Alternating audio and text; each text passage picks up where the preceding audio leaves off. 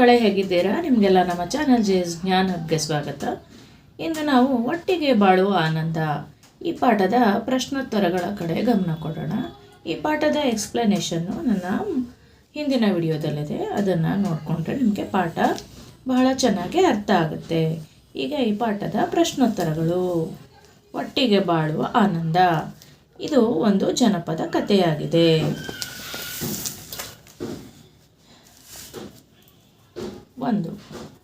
ಇದು 1ನೇ ಪಾಠ, ಒಟ್ಟಿಗೆ ಬಾಳುವ ಆನಂದ. ಇದನ್ನು ಜನಪದ ಕಥೆಯಿಂದ ಆರಿಸಲಾಗಿದೆ.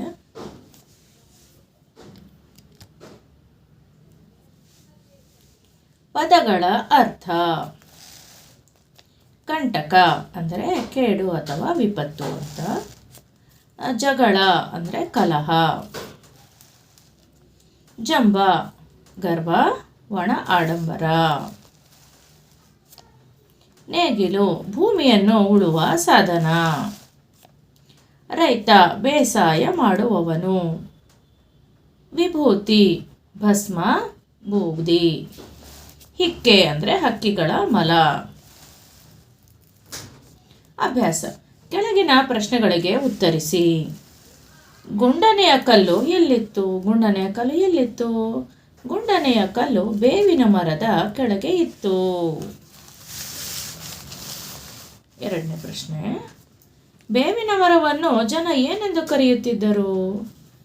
ಬೇವಿನ ಮರವನ್ನು ಜನ ಅಮ್ಮನ ಮರ ಎಂದು ಕರೆಯುತ್ತಿದ್ದರು.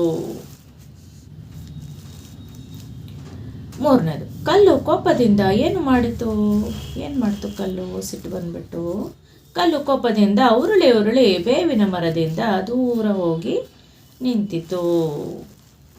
ಕಲ್ಲು ಮತ್ತು ಮರ ಜಗಳ ಆಡ್ಬಿಟ್ಟು ಕಲ್ಲು ಸಿಟ್ಟು ಮಾಡಿಕೊಂಡು ದೂರ ಉರುಳಿ ಹೋಗಿ ನಿಂತ್ಕೊಂಡ್ಬಿಡುತ್ತೆ. ಇದನ್ನು ಪಾಠ ಓದಿದ್ರೆ ಚೆನ್ನಾಗಿ ಅರ್ಥ ಮಾಡ್ಕೋಬೋದು. 4. ಮರ ಕಡಿಯುವವನು ಏನೆಂದು ಹೇಳಿ ಹೋದನು. ಮರ ಕಡಿಯೋನು ಬಂದ್ಬಿಟ್ಟು ಏನಂತ ಹೇಳೋದ? ಮರ ಕಡಿಯುವವನು ಇದು ಅಮ್ಮನ ಮರ, ಕಡಿಯುವುದು ಬೇಡ ಎಂದು ಹೇಳಿ ಹೊರಟು ಹೋದನು. ನೆಕ್ಸ್ಟ್. ಕಲ್ಲು ಹೊಡೆಯುವವರು ಏನೆಂದು ಹೇಳಿ ಹೊರಟು ಹೋದರು? ಕಲ್ಲು ಹೊಡೆಯುವವರು ಏನಂತ ಹೇಳೋದ್ರು? ಕಲ್ಲು ಹೊಡೆಯುವವರು ಇದು ಅಮ್ಮನ ಕಲ್ಲು, ಒಡೆಯುವುದು ಬೇಡ ಎಂದು ಹೇಳಿ ಹೊರಟು ಹೋದರು.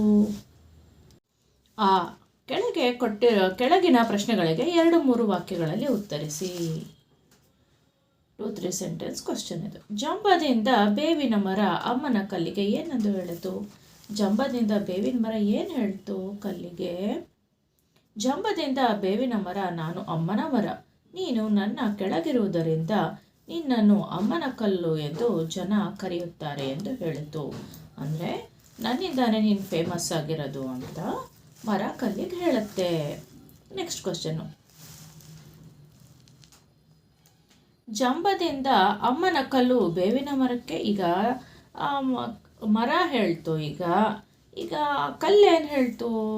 ಬನ್ನಿ, ಇದು ಕ್ವಶನ್ ಕೇಳಿದ್ದಾರೆ, ಏನು ಹೇಳ್ತು ತಿಳ್ಕೊಳ್ಳೋಣ.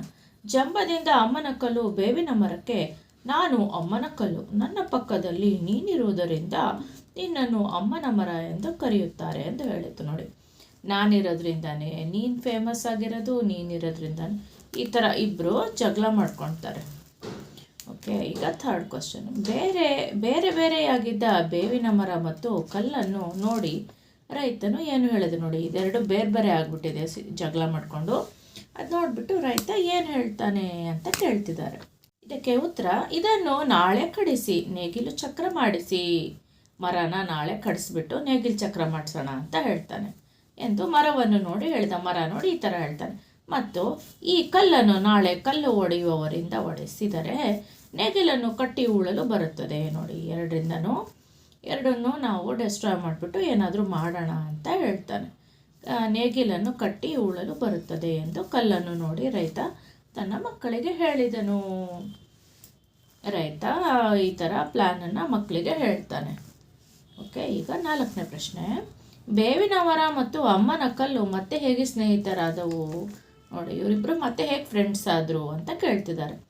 ಪಾಠ ಕೇಳಿದ್ರೆ ನಿಮಗೆ ಈ ಪ್ರಶ್ನೆಗಳಿಗೆ ಉತ್ತರ ನೀವೇ ಬರಿಬೋದು ಮಕ್ಕಳೇ.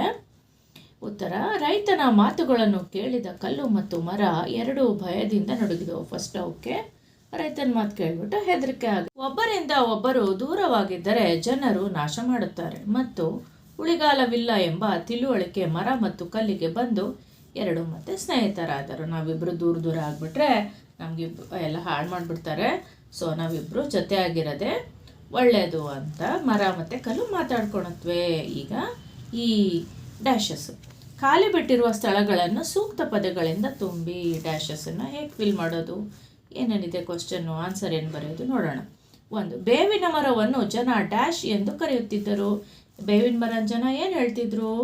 ಅಮ್ಮನ ಮರ. ನೆಕ್ಸ್ಟು, ನಾವಿಬ್ಬರು ಒಬ್ಬರಿಂದ ಒಬ್ಬರು ಡ್ಯಾಶ್ ಜನರು ನಮ್ಮನ್ನು ನಾಶ ಮಾಡುತ್ತಾರೆ.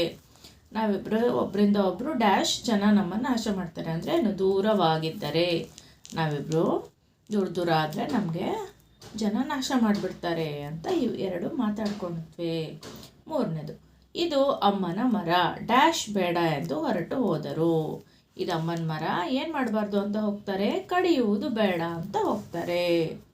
ನಾಲ್ಕನೇದು, ಕಲ್ಲು ಹೊಡೆಯುವವರು ಬಂದು ಇದು ಅಮ್ಮನ ಕಲ್ಲು ಡ್ಯಾಶ್ ಬೇಡ ಎಂದು ಅವರು ಹೊರಟು ಹೋದ್ರು. ಕಲ್ಲು ಹೊಡೆಯೋರು ಬಂದು ಏನು ಹೇಳಿದ್ರು? ಕಲ್ಲನ್ನು ಹೊಡೆಯೋದು ಬೇಡ ಅಂತ ಹೇಳಿದ್ರು, ಹೊಡೆಯುವುದು ಅಂತ ಉತ್ತರ ಬರೀಬೇಕು. ಐದನೇದು, ಎಲ್ಲರೂ ಒಟ್ಟಾಗಿ ಬಾಳಿದರೆ ಎಲ್ಲವೂ ಡ್ಯಾಶ್ ಇರಬಹುದು. ಎಲ್ಲ ಜೊತೆಯಾಗಿ ಬಾಳಿದ್ರೆ ಹೆಂಗಿರ್ಬೋದು? ಸುಖವಾಗಿರ್ಬೋದು. ಇದೆ ಅಲ್ವಾ ಈ ಪಾಠದ ಸಾರಾಂಶ, ಸುಖವಾಗಿರ್ಬೋದು ಅಂತ ಹೇಳ್ತಿದ್ದಾರೆ.